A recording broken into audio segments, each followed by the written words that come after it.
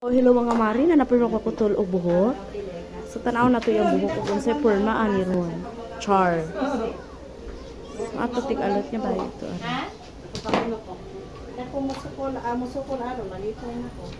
So, mga mari, tanaw na to yung buhok kung sa purma.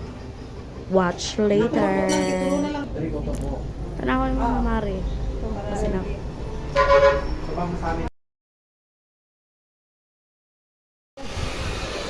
Okay guys, patapos na po ito. Yung pagbabalik natin. Tingnan natin kung ano sa buhok niya. So, ito pala yung guys. Half lang pala siya. Wow, thank you for your